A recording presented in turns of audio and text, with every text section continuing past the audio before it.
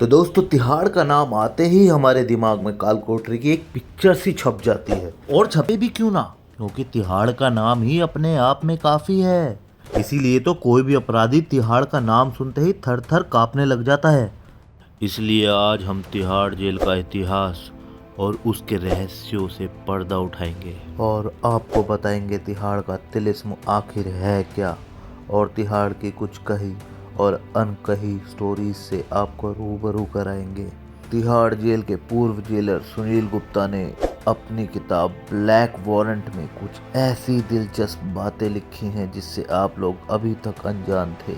इसीलिए आज हम तिहाड़ जेल के हर एक पहलू पर अच्छे से तफ्तीश से बातें करेंगे। तो दोस्तों ये तो आप बहुत अच्छी तरह से जानते हैं कि तिहाड़ जेल में जो खतरनाक और कुख्यात अपराधी होते हैं उन्हें बहुत ही कड़क सिक्योरिटी के साथ रखा जाता है। तिहाड़ जेल दिल्ली के चाणक्यपुरी से 7 किलोमीटर दूर तिहाड़ गांव में स्थित है।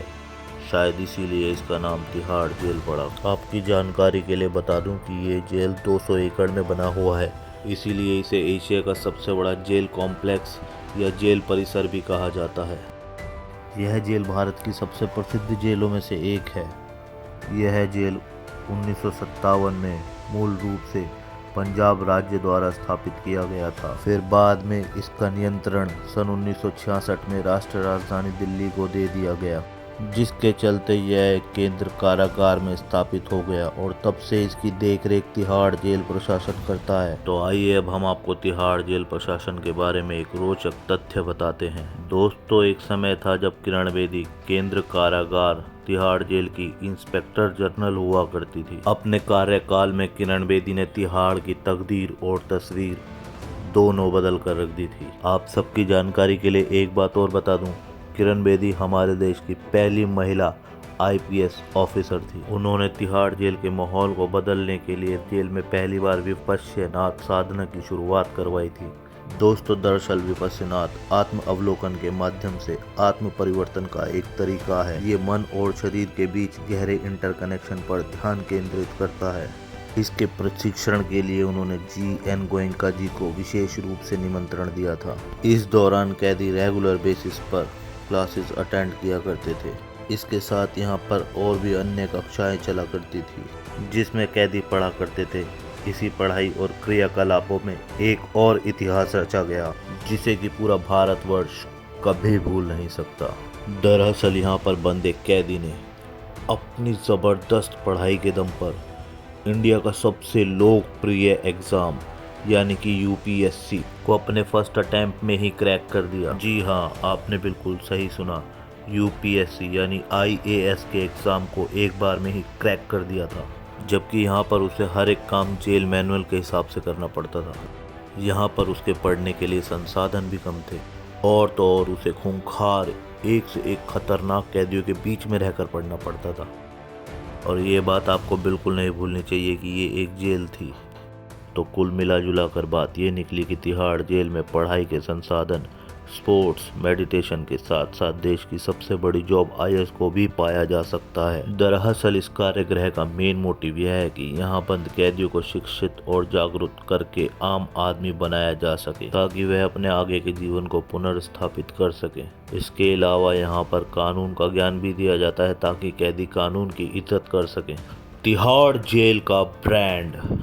दोस्तों क्या आपको पता है तिहाड़ जेल में अपना खुद का TJS नाम से एक ब्रांड चलता है, जिसकी स्थापना सन 1961 में तिहाड़ जेल संख्या 2 में फैक्ट्री लगाकर की गई थी। और अब वर्तमान में ये ब्रांड बहुत बड़ा हो चुका है, लेकिन इस ब्रांड को बड़ा बनाने के पीछे तिहाड़ के कैदियों का हाथ है। आपको बता दें कि TJS ब्रांड जेल के भीतर खान पान की सामग्री जैसे अचार और बेकरी बनाता है। साथ ही ये हैंडलूम, टेक्सटाइल, फर्नीचर, कपड़े, बैग, शुद्ध सरसों तेल, हस्त निर्मित सामग्रियां, पेंटिंग, जूट के बैग, हर्बल प्रोडक्ट, कैंडल और लाइटों के अलावा बहुत कुछ बनाता है। और TJS अपने प्रोडक्ट को मार्केट में उतार कर करोड़ों का मुनाफा कमाती है और इसके बदले में कंपनी कैदियों को सैलरी देती है। साथ ही उनकी कमाई का 25% पीड़ित कल्याण कोष में जमा कर दिया जाता है, जो कि कैदियों द्वारा किए गए अत्याचारों को पीड़ितों और उनके परिवारों को मुआवजे के रूप में मिल जाता है। इमरजेंसी पैरोल पर छूटे 3500 कैदी हुए रफू चक्कर।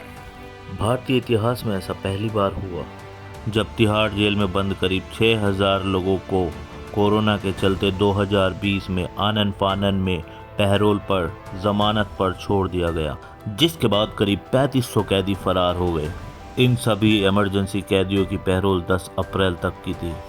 इसके बाद इन सभी को तिहाड़ जेल में आत्मसमर्पण यानी कि सरेंडर करना था। बावजूद इसके कुछ ही कैदियों ने सरेंडर करा और बाकी के कैदी रफू चक्कर हो गए, जिसके बाद तिहाड़ जेल प्रशासन के हाथ पैर फूल गए।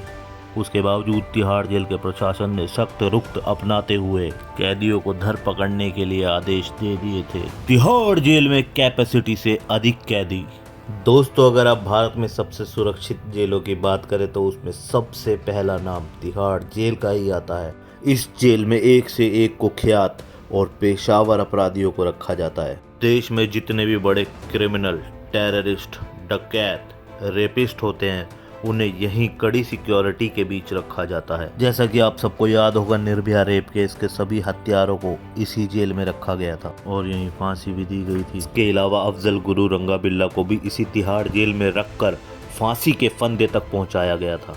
ही नहीं, दिल्ली से सटे हरियाणा, पंजाब और उत्तर प्रदेश के गैंगस्टर, ओलंपिक में रजत पदक जीतने वाले हत्या के आरोपी सुशील कुमार और कश्मीरी अलगाववादी नेता यासीन मलिक जैसे लोग इस जेल में बंद हैं अभी तक। इसीलिए अब जेल प्रशासन को कड़ी सुरक्षा देना एक चुनौती की तरह साबित हो रही है।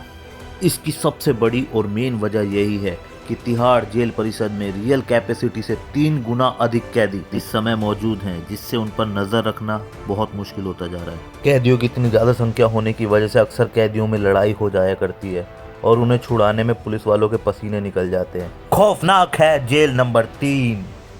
9 बैरिक होने की वजह से इसे कॉम्प्लेक्स कहते हैं, मैं आपको पहले भी बता चुका हूँ।